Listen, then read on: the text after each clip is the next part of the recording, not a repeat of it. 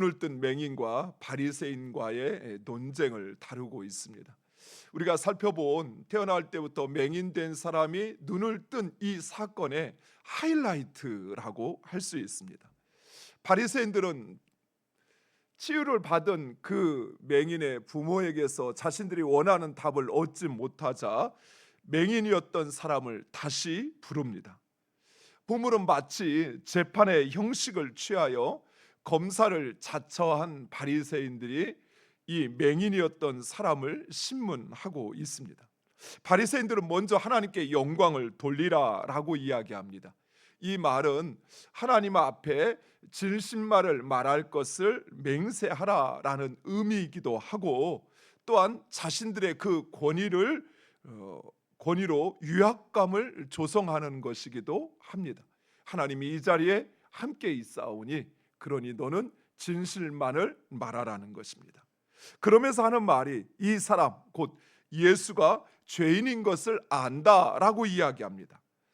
앞서 이 맹인이었던 사람이 예수님을 가리켜 선지자라고 이야기했던 그 고백을 정죄하며 죄인이라 고백하라는 것입니다. 즉 바리새인들은 예수님이 죄인이다라는 이 결론을 정해놓고 그를 압박하여 거짓 진술을 강요하고 있는 것입니다. 하나님 앞에 진실만을 말할 것을 맹세하라 해놓고선 실상은 거짓을 강요하는 위선적인 행태를 취하고 있는 것이죠. 그러나 예수님께 치유받은 이 사람은 이런 유혹에 굴하지 않고 진실만을 말합니다. 그러니까 이렇게 대응하는 것이 특별히 돋보이는 것이 이전에 그의 부모, 자식이 맹인이었던 자식이 눈을 뜨게 되는 놀라운 역사를 보았음에도 경험했음에도 불구하고 예수님에 대하여 침묵하였던 그의 부모와는 상반되게 이 사람은 그 유혹에 굴하지 않고 진실을 말하는 것입니다. 날 때부터 어둠에 갇혀 어둠 속에 갇혀 사람들이 던져주는 몇 푼의 동전에 기대어 연명하던 인생이 예수님을 만나 눈을 뜨게 되었고, 또한 사람들의 그 시선으로부터 자유를 얻고 진리를 사모하는 영혼으로 변화된 것입니다. 사랑하는 성도 여러분, 우리가 진정 예수 그리스도를 만났다면 우리의 영혼이 구원을 받을 뿐만 아니라 이처럼 나의 삶을 보는 눈이 달라집니다. 왜 나에게 이런 불행이 찾아왔을까 하는 원망의 마음이 나를 통해 하나님께서 행하실 일들을 소망하는 마음으로 바뀐다라는 것입니다. 또한 사람들의 시선으로부터 자유를 얻게 됩니다. 내 삶의 주인이 누구인지를 확신하는 사람은 세상의 평판이나 세상이 자신에게 주는 그 위협에 절대 휘둘리지 않는다는 사실입니다. 사랑하는 성도 여러분, 우리가 진정 예수 그리스도를 인격적으로 만났다고 한다면 우리의 영혼이 구원받는 것에서 끝나는 것이 아니라 우리 자신을 보고 세상을 보는 우리의 시선이 달라져야 합니다. 사랑하는 성도 여러분, 예수를 믿는다는 것은 단순히 내가 예수를 아는 것으로 끝나는 것이 아니지요. 예수로 말미암아 내가 영생 곧 새로운 존재로 다시 태어났다는 사실입니다. 그래서 우리는 영생을 얻었다라고 고백을 하고, 그리고 이 영생을 얻은 새로운 피조물의 삶을 살아야 하는 것이죠. 그것이 진정 예수님을 만나는 것입니다. 그런데 예수님을 만났다고 하면서도 여전히 예수님을 만나기 전에 내가 살았던 세상을 위하여 사는 그 삶은 여전히 살아가고 있다고 한다면, 세상이 주는 시선과 세상의 유혹에 이리저리 휘둘리면서 세상에 끌려다니고 있는 그런 존재로 산다고 한다면 우리는 예수를 만나지 않았거나 아니면 예수의 그 만남을 온전히 이해하지 못하는 것입니다. 원하는 대답을 얻지 못하자 바리새인들은 예수님이 무엇을 어떻게 행했느냐라고 되묻습니다.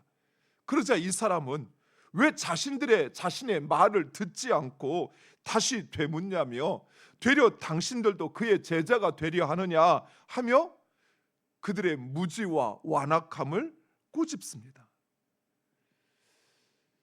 우리가 이 말씀을 쭉 살펴보면서 바리새인들, 그들은 가장 잘난 체하고 모든 것을 아는 것처럼 말하지만 정작 자신들이 얼마나 무지하고 얼마나 완악한지 자신들만 알지 못한다는 사실입니다. 바리새인들은 그동안 자신들의 무지를 권위의 옷으로 가렸습니다. 무지가 드러날 것 같으면 자신의 신앙의 연륜과 자신이 아는 몇 가지 신앙의 지식과 자신의 직분으로 사람들의 입을 닫게 하였습니다.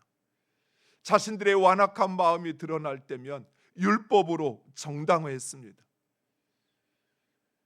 율법으로 자신의 그 굳어진 마음을 율법을 지키는 것으로, 또 율법이 가장 우선된다는 그 명분으로 그 완악한 마음을 가렸던 것입니다.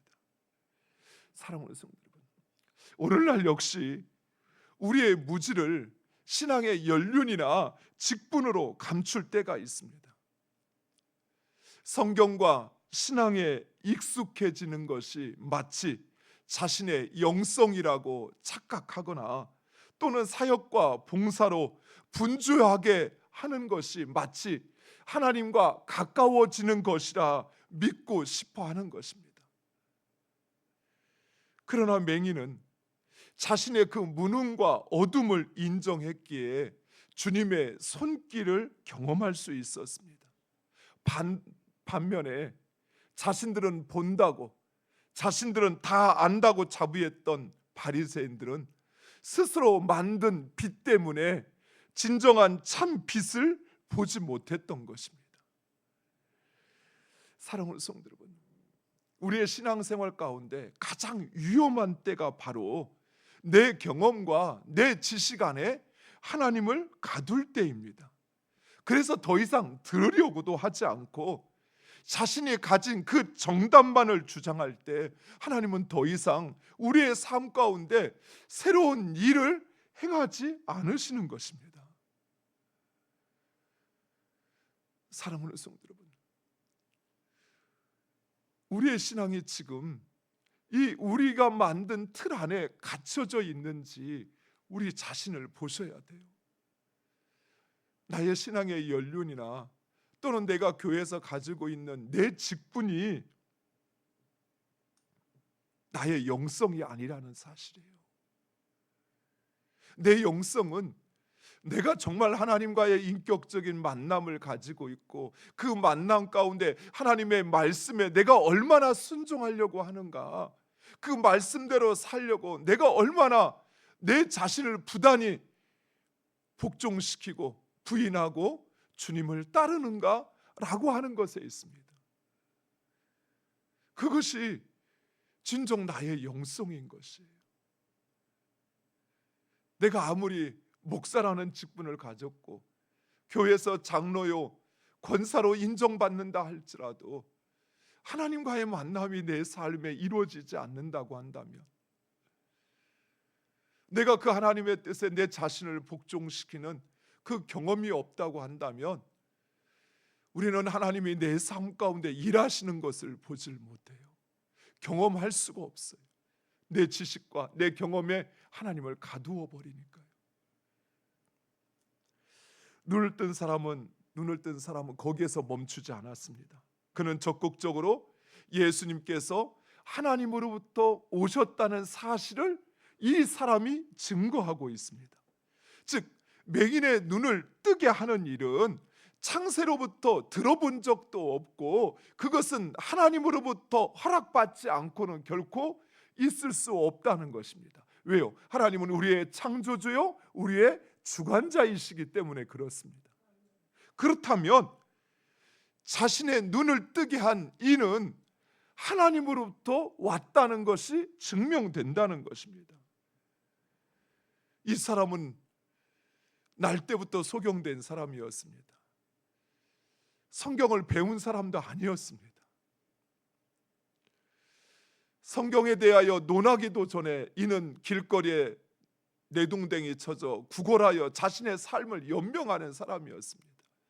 그런 그가 오히려 모든 것을 안다고 자부했던 바리새인들, 그들을 성경적으로 논리적으로 논박하며 이기고 있는 것입니다. 그들에게 성경적으로 논리적으로 예수가 하나님으로부터 온 하나님의 아들이심을 증거하고 있는 것입니다. 이것이 바로 그가 맹인으로 태어난 하나님의 이유였습니다. 요한복음은 특별히 이 사건을 제자들이 어떤 행하였던 일보다도 더 장황하게 이 논쟁을 끌고 가고 그리고 설명하는 이유, 예수님과 바리새인과의 논쟁이 아니라 오히려 눈을 뜬 맹인과 바리새인과의 논쟁을 길게 끌고 가는 이유가 바로 여기에 있습니다. 사랑하는 성도 여러분, 우리의 삶 가운데 하나님께서 맹목적으로 또는 어쩔 수 없어서 또는 우연히 하는 일은 없습니다. 하나님께서 우리의 삶에 행하실 때는 그 모든 일을 통해서 하나님의 뜻을 이루기를 원하십니다. 그 뜻은 바로 우리를 세상 가운데 높이시어서 가장 무지하고 가장 가치 없는 존재인 것 같았던 이 맹인된 사람을 높이시어서 스스로 높다고 주장하는 자들, 스스로 똑똑하다고 주장하는 자들보다 더 빛이 되게, 더 영광받게 하시기 위함이라는 사실이에요. 사랑하는 성도 여러분, 우리가 그것을 확신한다면 오늘 나의 삶 가운데 하나님께서 나에게 행하게 하시는 그 일에 충성해야 할 것입니다. 예수님은 눈을 뜬 사람이 쫓겨났다는 소식을 듣고 그를 찾아와 그를 위로하십니다. 그리고 그의 영적인 눈을 더 밝히시도록 자신을 그 앞에 계시하시고 그리고 그를 제자의 길로 초청하십니다. 사랑하는 성도 여러분, 이처럼 하나님은 주의 나라를 위하여 고난당하는 자를 결코 외면하지 않으십니다. 하나님은 결코 그의 백성의 눈물과 부르짖음을 외면하지 않으십니다. 그리고 우리가 그 고난의 고개를 넘을 때마다 우리는 예수님에 대한 인식과 고백이 점점 더 온전해진다는 사실입니다. 이것이 바로 신앙인들에게 고난을 허락하시는 이유입니다. 사랑하는 성도 여러분, 살아있는 참 신앙은 고이고 갇히고 굳어져 버린 메마른 신앙이 아니었습니다. 살아있는 신앙은 열리고 자라고 날로 새로워지는 신앙입니다. 그것이 참 신앙인 것입니다.